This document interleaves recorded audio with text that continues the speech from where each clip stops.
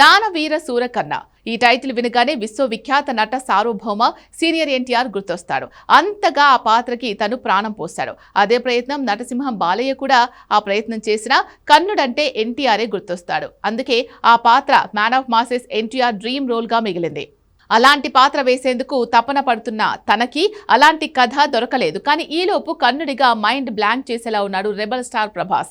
Already కల్కి first part లో కాసేపే తను కర్ణుడిగా కనిపిస్తే 1200 కోట్ల వసూళ్ల వరదొచ్చింది. కట్ చేస్తే ఇప్పుడు అదే కల్కికి సీక్వెల్ గా రెండో భాగం రెడీ అవుతోంది.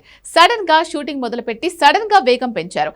ఎందుకో ఎవరికి అర్థం కావట్లేదు. కొన్ని ప్రచారాలు చూస్తే మార్చ్ రిలీజ్ అని తెలుస్తోంది. ఇంకొన్ని ప్రచారాలతో ఇది సంక్రాంతి సినిమా అన్న మాటే తూటాల పేలుతోంది. ఇంతకీ ఏది నిజం? కల్కి 2ని ఎందుకు దానవీర సూరకర్ణ అని అంటున్నారు? Take a look.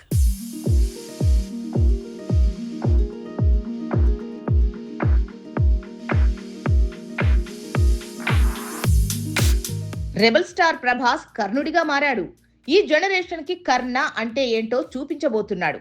ఆల్రెడీ కల్కి 2898 ఏడీలో కాసేపు కర్ణుడిగా కనిపించాడు. కానీ దాని సీక్వెల్ కర్ణ 3102 బీసీలో మాత్రం మాక్సిమం ఆ పాత్రలోనే కనిపించబోతున్నాడని ప్రచారం జరుగుతోంది.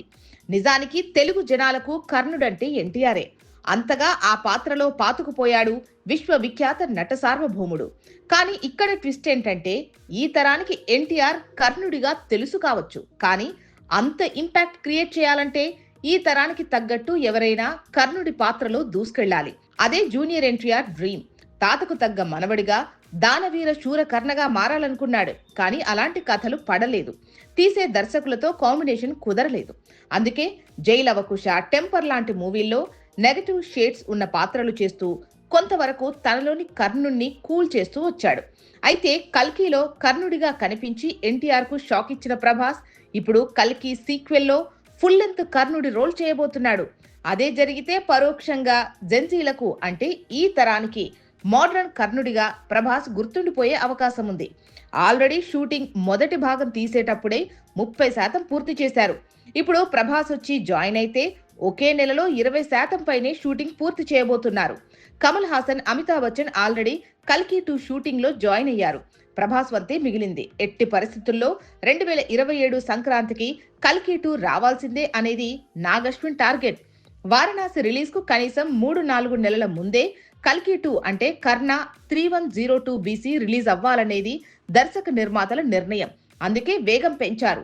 3 అంటే 3 స్కెడ్యూల్స్ లో పెండింగ్ 70%లో 60% తీస్తే ఓవరాల్ గా ఈ సినిమా 90% కంప్లీట్ అయినట్టే. మిగతావి పాటలు, ప్యాచ్ వర్క్ మాత్రమే మిగిలింటుంది. అది ప్రభాస్ మరో మూవీ షూటింగ్ లో బిజీ అయినప్పుడు కూడా తీయొచ్చు. అందుకే ఆగస్ట్ లేదంటే సెప్టెంబర్ లోగా టాకీ పార్ట్ షూటింగ్ పూర్తి చేసి సంక్రాంతికి సినిమా రిలీజ్ అయ్యేలా పోస్ట్ ప్రొడక్షన్ మొదలు పెట్టబోతున్నారు. ఇక ఇందులో 60% నుంచి 70% వరకు కర్ణుడి పాత్రే మెయిన్ లీడ్ అని తెలుస్తోంది.